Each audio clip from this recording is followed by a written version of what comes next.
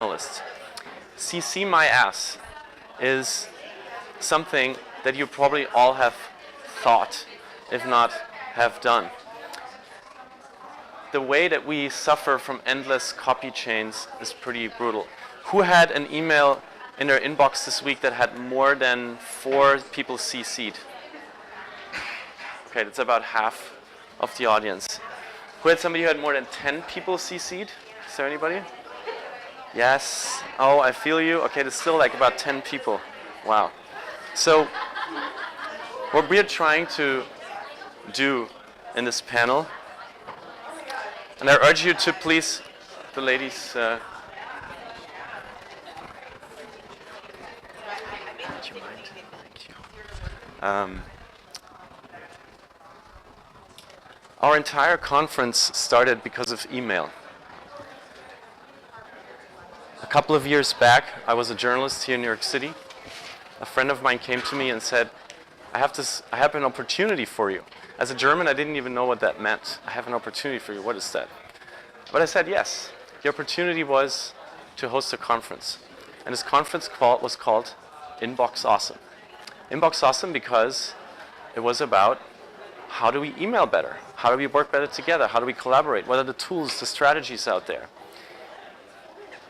And I took over that job and I realized that it was journalism at its core.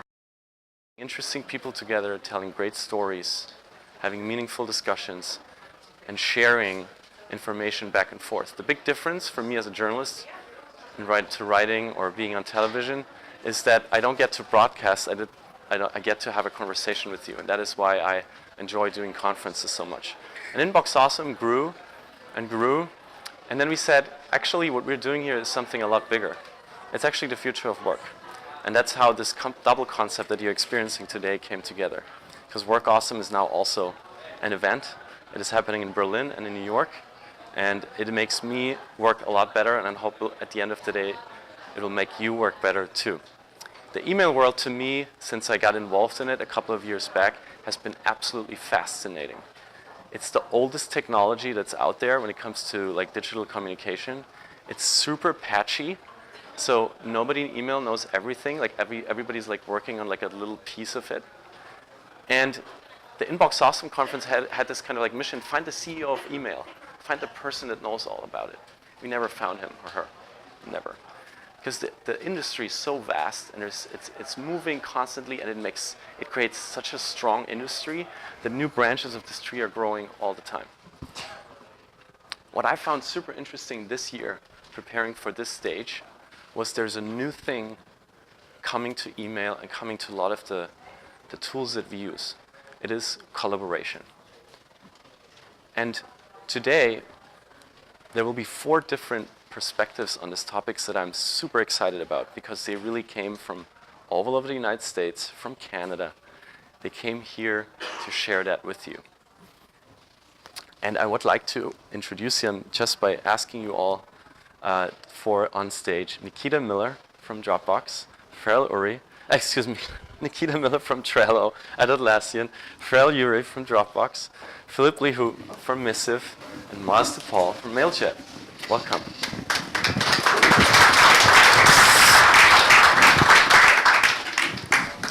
Nikita, I think I have to start with you. 2 years ago, we had the co-creator of Trello at our conference. And he showed us his Trello board. Who's using Trello? All right, about 50%. It was a mess. It was huge, like full of Trellos and sub-Trellos and sub-Trellos. And then a year later, you got acquired by Atlassian, so you moved into an entirely new communication environment. You became part of a much larger organism as Trello. How is your Trello board today? And what are the biggest struggles that you had with your own communication at work since you moved with this nice little thing called Trello into the big Atlassian? Sure. Hi, everyone. Excited to be here. So a few things. So in terms of Trello and how we operate, in a lot of ways, it actually hasn't changed too much. So as of right now, we operate inside of, as part of Atlassian, but in terms of our product principles, how we develop Trello, the product, how we design it, that's pretty much stayed the same, and so we operate sort of separately. One of the big things that's changed is that now that we're part of a 2,500 person company, we now are using Trello all day, every day, but we're also using other collaboration tools that our Atlassian teammates have created. So one of the biggest ones is Confluence.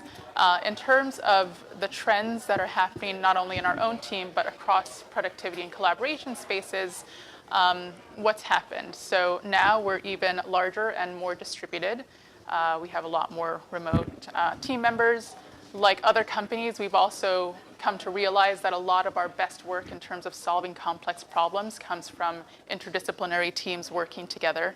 And so we need to find really good ways of making everything we do in terms of collaboration faster, easier. We need better ways of working asynchronously and synchronously. And we also need to find ways to make sure that as we do that, it's also, fun and delightful. So Trello was created with all those things in mind. And some of our Atlassian products similarly so Confluence as well. So right now we use Trello in terms of getting a high-level perspective on what's happening within a team, across teams, in some cases across the organization. We use Confluence, that's now a huge part of our collaborative framework, and we use Confluence as our living document, basically. So when teams are collaborating and need to understand what's happening in a project or kicking off projects, we use that as our document framework. That's where we add, that's where we communicate, that's where we make decisions, and then once we go into a project, we kind of move those things into Trello. In terms of how they work together, one of the things we've made a huge effort to do is our integrations are just a lot deeper. So when you're in a Confluence document, for instance, you can see Trello cards or lists that are relevant to a project. When you're in Trello, you can do the same. You can see related information or materials from Confluence as well.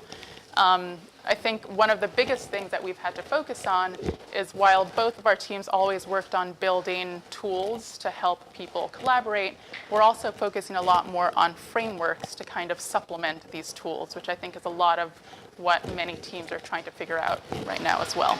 What do you use email for at all? A lot of our email use is external. Internally, within our teams, we don't use email very much at all.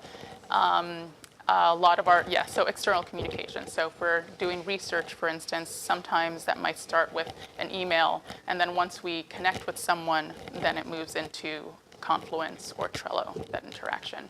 So internally, not so much. Farrell, you have created something that also tries to kind of like make people collaborate in a very, very different way, which is called Dropbox Paper. Has anybody who has used Dropbox Paper in this room? It's fairly new, so we have about 4 or 5 people who already know about it. Can you maybe explain what in the world made Dropbox create like an entirely new platform? Yeah, absolutely. So I would also phrase another question. How many people here have used or know about Dropbox? So I think that's a good way to start us off 100%. To say our customers, obviously, and a lot of people out there even who don't use Dropbox know about it. And they think about it for file, sync, and share. So you're going to store your files, you're going to set them, maybe you occasionally have to send them, otherwise you forget about it. Whereas what we heard from tons of our customers were they didn't just want to store their files, they actually wanted to actively use their content. Maybe they used some different files and illustrations for a brand campaign last year, and now they want to do a new brand campaign. And so they want to bring those files back up, they want to talk about them, they want to work on a project, and they want to release a new campaign.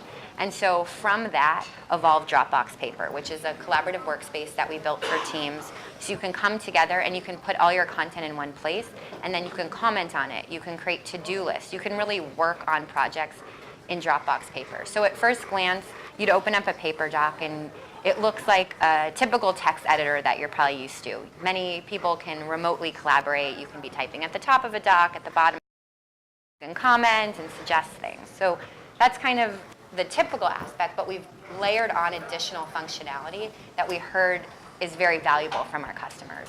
So one aspect of that is how we handle multimedia content. So no longer are people just using text and a couple images.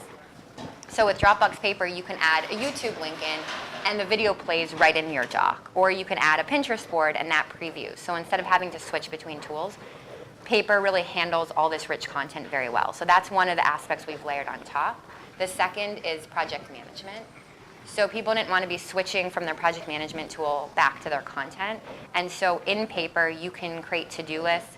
You can assign tasks to colleagues, and they'll get reminders. We just launched a new feature that we're really excited about called Timelines, which helps with project management. And so as you can see, it's bringing the content and then the communication around that content together in one space. And one example of a customer that really inspires me is SNL. They use Paper to put together their shows. So if you can imagine, they're having multiple meetings. They're having costume designers. They're having the actors and actresses. They're having the producers. And they're constantly iterating on their show up until the moment that they actually perform. And so they use Paper, and you think about the team, there's tons of remote people, there's people there, there's all this type of content, and they're moving quickly, and they need to keep track of things in one place, and they choose to do it in Paper. Let's move outside for the United States for a moment. I'm so fascinated by your story, Philippe. For the last 4 years, I believe, Yep. you're in your small team of Three. Three? Well, yeah.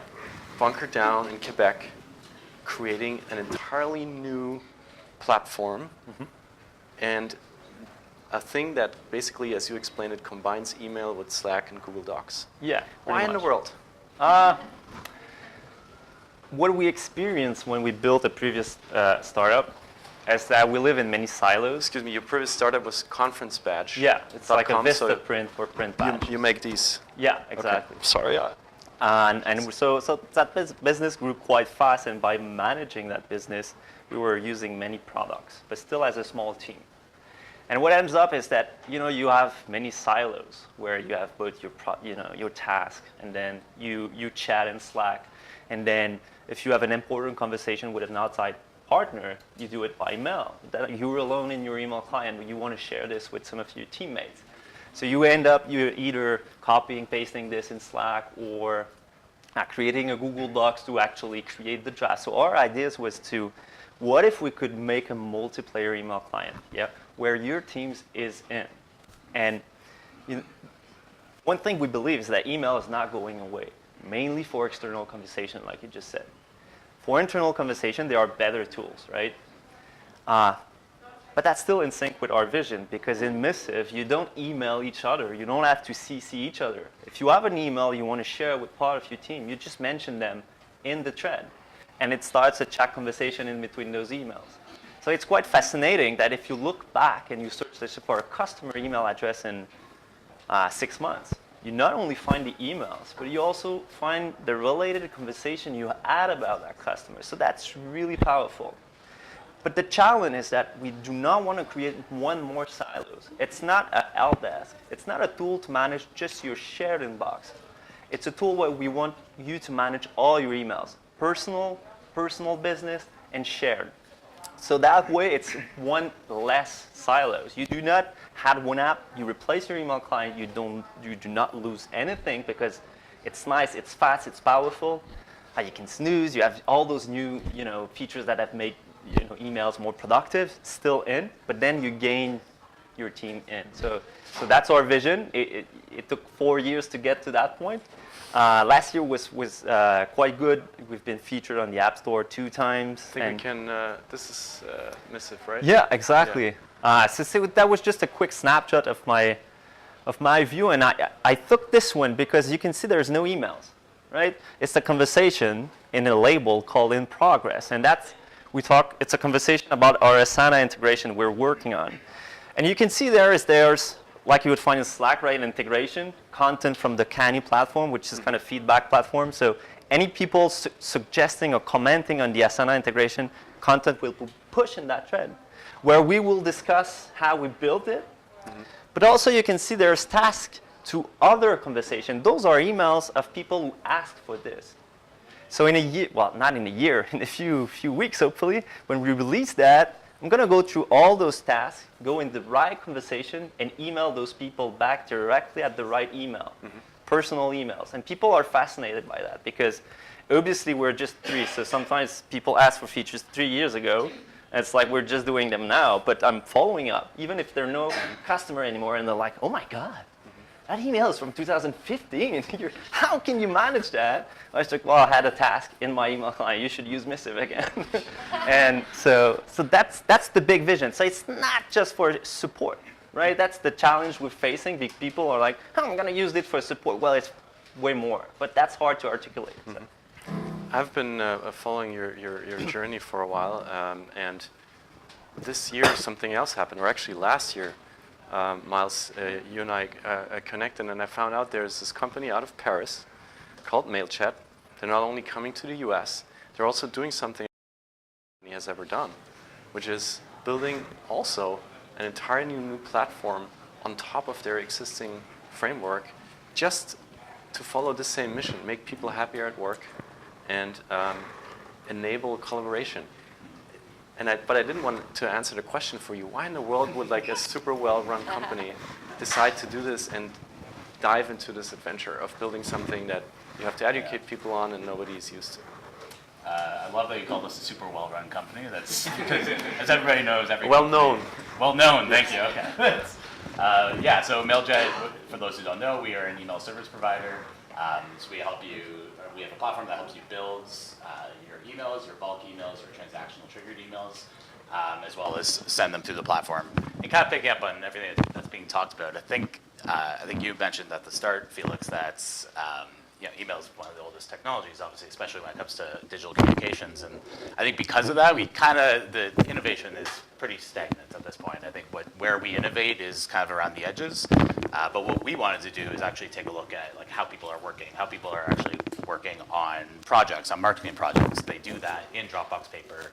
They do that in Trello. And when it comes to actually building newsletters, building the emails that you receive from all the stores that you get for Black Friday and so forth, that's often kind of done in a very antiquated way where you have one individual working hard on an email for a while. They then forward it on to their boss, and they get feedback maybe in person, or they have to send an email backwards. And it was just not in line with actually how people are working today in the workplace. So our mission was like, how do we catch up email to the rest of the world? How are people working in Trello, in Dropbox, in Google Docs? Can we embed that within email? So what we've done is really made that a place where you can go and, I guess we have a bit of a GIF here. Editing in real time, you get your whole team involved there, commenting, all the classic features you can expect from what we've been talking about today. But I think really what's most important, I was actually talking, it might have been Farrell before this, just about the amount of mistakes that happen in email. There is now, I guess, an undo button on Gmail, but there really isn't an undo button in email the same way you can delete a Facebook post or LinkedIn. So there's so many mistakes that are happening. So we kind of recognize that as well and make embedding within the team a recognition of like different roles. So if you're a designer, you probably shouldn't be writing the copy. And if you're writing the copy, don't change the logo, don't change the branding, the colors. I am a copywriter more than a designer, and I've been yelled at by my design team many, many times. So what we've done is really make those permissions around who can send the email, who can change different pieces of content within it, really to kind of catch email up to the rest of the world and the rest of the way people are working. And I think, as we've launched this and rolled it out with different companies, it's definitely starting to see it integrates well with everything else. I have a question here from Jessica that I think is relevant for all of you. What advice would you give to a more traditional, high-touch and email-reliant culture that is unwilling to invest in new internal tech? I think you all have customers and users that deal with that. What advice would you have? Personally, I have a lot of calls with potential customer, and usually they're going to say, when I say, you have a thread, and now if you're email-based, even for internal conversation, you're CC or BCCing, and you're always just a reply all the way of creating a mess, because you're going to reply both to, the internal people, but also leak the information, let's say, to the customer. So, creating a safe space around internal conversation is really powerful, and it can save you, I guess, money if you don't do those mistakes. So creating a safe space for internal conversation, I think, has a lot of advantage. Yeah, related to that, the product manager in me is asking, like, what are you specifically solving for? when you try and introduce this to the company. So an email, is it the speed with which decisions are made? Is it the space to actually, do collaboration, because an email seems confining in terms of, what's the actual outcome? Is it the fact that, it's not a great space at present for like synchronous or asynchronous communication? So be very specific about what you're solving for, and I think that makes a difference. So, if it's some version of someone presents something on an email, but it's something that you're going to need to collaborate with in like some more free-form setting, then call that out up front and then find a tool or some tool that has a suite, that enables that. So I think that's my initial thought, which is, yes, I think there's a lot of conversation around all the things that may be wrong with email, but it could also be that you're attempting to use email for a situation that's not intended for, or you're looking for a different kind of tool to solve that problem. And I think for us at Dropbox, we've been seeing this for a while now, where it used to be that you had your tools that you used in your personal life, and they were very different than the tools you used at work. And when you went to work, you met with the IT department, and they gave you your equipment, and you said, this is my work life, and this is my personal life. But that's just not the reality anymore. Like, some of us have two phones, but a lot of us have our work email and our personal email on our phone. And what we're seeing is that a lot of people find tools that they like using in their personal life, and then they actually bring them to work. And whether they're approved by the IT department or not, people are going to find ways to use them. So often we'll meet with IT departments, and we'll be able to say, many of your employees are already using tools such as Dropbox in their personal life and probably in their work life.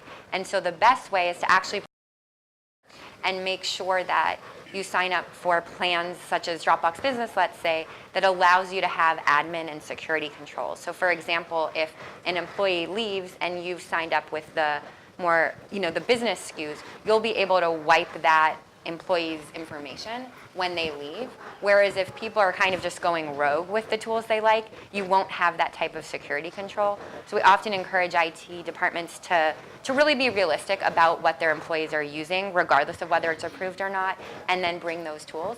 And plus, then employees already know the tools, and they already like working in the tools. So there's less of a ramp-up period, which saves time. And also, people are just happier using tools that they already know and love. Yeah.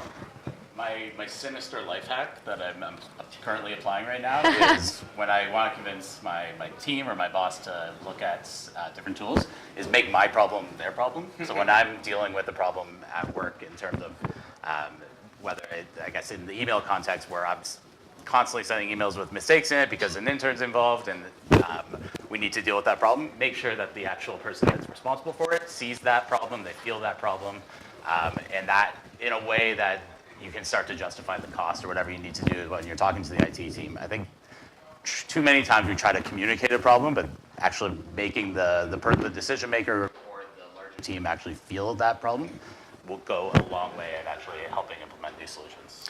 There's a question by Chad that also is something that we discussed before this panel.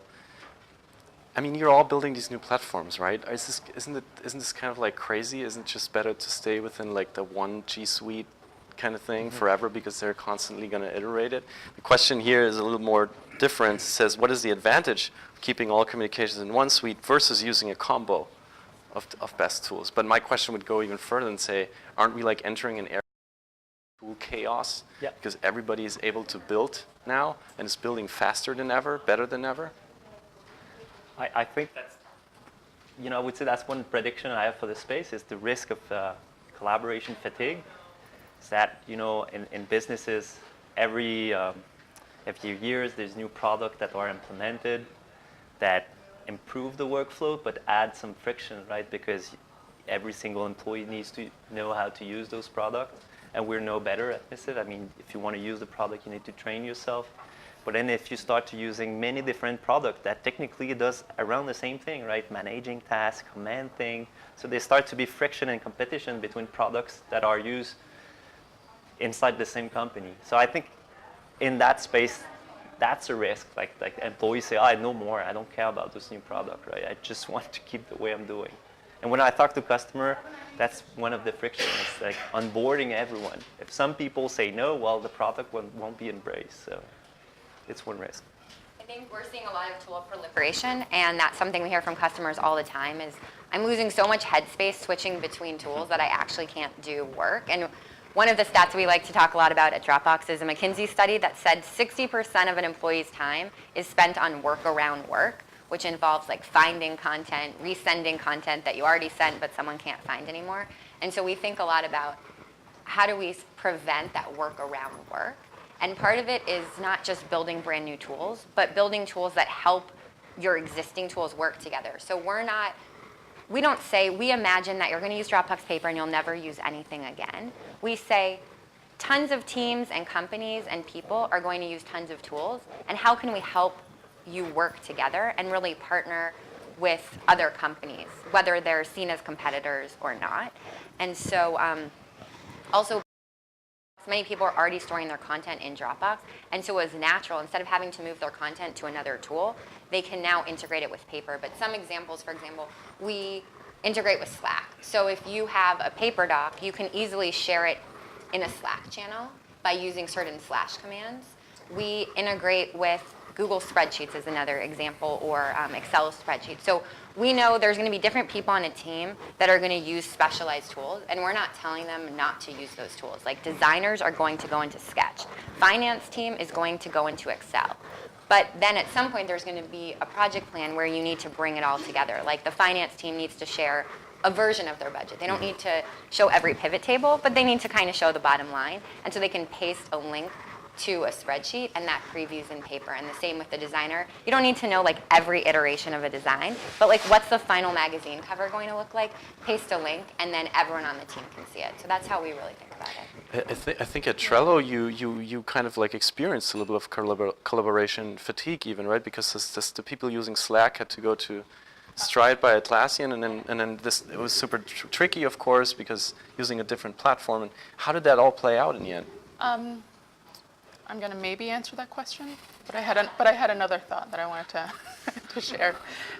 So it's the way that we think about team and team collaboration at Trello and at Atlassian more broadly, I think is a little bit different. So we have very similar things to what we've just described in terms of tools, but we're trying to think about how to empower teams to work their best in the context of what are the tools that you're using, but also what are the frameworks that you're using as a team. So there's no shortage of tools that you can use, Trello, Confluence, Jira, et cetera, to kind of, integrate projects or work cross-functionally, and we have a lot of things there. But we're also trying to figure out, in a world where there is, collaboration fatigue, how do we empower teams to work strategically using tools, but also using frameworks that we know work. So layered on top of our tools, we also have this idea of team playbooks. And so we've made this huge effort to kind of publish playbooks that help you figure out when your triad isn't working optimally. It could be about the tool, but it could also be about the dynamics between individual team members. So some version of how do we use these tools to help individuals, human beings, reconnect in the context of what it is to work as human beings working on a project, not just as different portions as different inputs in a tool. So I think that's something that's helping us think about it a little differently. To your question around what we're using in terms of switching between, yes, we switched from Slack to Stride. A couple of months ago, we announced that we're no longer going to be using Stride, which was our awesome internal messaging tool. We entered a space that Slack was the winner in that space, and so we made a business call on what we're going to do there. Now we're partnering with Slack. We're deeply integrated with that product, and so we're kind of moving on in that sense. In terms of what that meant for the team, it really just was about kind of recalibrating our standards in terms of how we work together. So similarly to what we were saying before, we have all of these great tools for collaboration and project management and messaging, but we also, most importantly, had to step back and say, what are our standards for how we're going to communicate as a team, as a product group, and ultimately as a company? And a lot of that had to do with just a lot of face-to-face agreement on the tools we're going to use and how we're going to use them. And without having that standard up front, I think it'll be difficult, even if we have one tool to rule them all, without having those standards of how we work together, I don't know if it's actually going to make a difference. to give it a future outlook and to try to make a bold statement, in the end, I would ask you all four to give us a very bold vision. How is what we saw there, let's just say 5 years, because it's so fast. How's this going to look like? Like, how are we going to collaborate? What is your dream tool that you can dream up that's going to be on our screens, shining at us in 5 years from now? Me again? I'm sorry. It's just so close. I think it's some version of what Farrell started talking about. I think there are two things that are really that I'm thinking about right now. One is this idea that as individuals, we're fairly nuanced, right? And so this idea that we have a work persona and a personal life persona. I'm now recently a mom and a mom persona, and somehow all these things are disconnected is just not realistic. And so in so much as we can create tools that help us be like a unified version of ourselves, I think that makes that, I see that happening where, I'm Nikita Miller in one account, and that one account potentially is like one identity that I can then figure out what I'm doing without having to feel like I'm parsing different elements of who I am and what I do. I think that's important. The other is around focus. I think there is something, I'm thinking as a product manager right now, like something that I talk with our teams a lot about is we're in meetings all the time, we're in tools all the time, and so much of our life is interfacing with tools. And focus on the collaboration aspect, but not necessarily on what it is to do deep, meaningful work as an individual. What is it to sit and think for long periods of time without being interrupted? And I think that's something that we're going to have to contend with shortly. So be one persona across platforms, but also having the platforms give you time to think.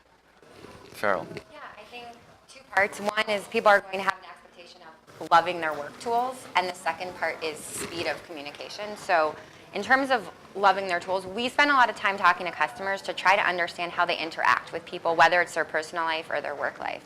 And one of the trends that might sound silly at first, but actually we've seen make a meaningful difference, is use of emojis when people are communicating. So, when your friends are texting you, you'll just give a thumbs up, or you'll say something, and then you'll add a smiley face after, and it helps indicate the type of tone that's coming with what you're saying. And so we have all these different stickers and emojis that you can put in the doc, and we've seen it just kind of brighten up the way that you work. And also, a big use case for Dropbox Paper is reviews and feedback. And so we've heard from a lot of people that if you just say thanks, you're like, wait, did the boss say thanks like he's mad, or thanks like he's really appreciative and he loves my work, or he hates it? You can spend a lot of mental energy analyzing, whereas if someone writes thanks and they put a wizard thumbs up sticker, which we have, you're going to feel a lot better about your work. And so adding that kind of surprise and delight elements to work tools, I think you'll see a lot of. And the second thing is speed. So I'm thinking about one of our customers, Martin Sign Company. They do physical signs, and they were talking about how they used to send a salesman out to a company and they'd measure the windows, and then they'd write down all the notes, and later that night they'd type up their notes and send it back to the office. And that used to seem really fast, like, wow, we can get it that night, not when the person flies back. And now that seems really slow. And so they'll actually have someone out at a site measuring the windows, and they're entering the dimensions in Dropbox Paper, and someone back at headquarters is watching them enter it, and they start to build the initial designs as the measurements are coming in. You better just hope there's no typos, because that would create a lot of back and forth. But the point being that I think email used to feel really fast, and now it can sometimes feel slow. And so I think you'll continue to see tools that help speed up and optimize work processes. So the future of collaboration with emotion and speed. Yeah. Philippe. So my really bold prediction, it's a really bold prediction, is that in 5 years you're obviously all going to use Missive. I guess no one used it today. So no, really, I'm not a big kind of vision type of guy, but it's slowly a slow process of listening to our customer and improving the solution. As for the space, I think what is the most exciting if there can be more integration, not having every single employee being bombarded by notification from all those different apps, trying to get everyone's attention and, improving their user engagement. So I have calls with customer, and it's like they screencast their inbox, and it's like it's nonstop notification. It's not even emails anymore, it's notification from other platforms. So that's like, whoa, okay, You need to create the rules, at least put them in a folder so you can work your real email faster, right? So yeah, that integration, I think it's what excites me the most, but I think it's going to be hard because we all have interest in building the one platform that ruled them all. So as a small guy, I want integration. As if I get you all to use Missive, I probably won't want this anymore. So I don't know. Yeah, but that's it. Yeah. I'll kind of tie in your previous questions to this one as well. I think, for the most part, I think there's collaboration fatigue, but it's more collaboration tool fatigue. And I think what you're seeing more and more is collaboration is actually just being baked into every product. And so it's not about a collaboration tool. It's just about how do you achieve the goals that you want to achieve faster as a team, faster, a bit more together. So my big vision, I don't know if it's a big vision, but I think pulling on my lived experience a bit, at MailJet, we have about 90% of our company is based in Europe. So my colleagues here can attest to this, are like 9 a.m. to 1 p.m. is working hard with our colleagues, scrumming on projects closely together, and not wasting time on external tools, but actually just jumping into a document, working on a spreadsheet together. But then after lunch, I'm free to do what Nikki was talking about, which is kind of take a step back and be a bit more creative, be more thoughtful in my work. And I think it's a challenge, but I think what we need to be doing more, I think, going forward is devoting time to those two moments. So really scrum together, I'm using that word probably improperly if there's developers in the room, but work together really quick on a project, get together on it, and then also reserve that time separately to be able to be patient with something, to be able to think through, especially if you're looking for creative work or more strategic work. So hopefully, I think in the workplace, you can start to see that become a bit more intentional, how you're scheduling your day and how you're scheduling your workforce. I think this is one topic we have seen even with the last panel, that the more things become collaborative and the faster they get and more emotional, more human they get, the more we need rules to actually be able to work with them. And I want to thank you all for sharing what you shared and for the great stories. And I hope that we will all collaborate even better and faster without stress in the future. Thank you very much.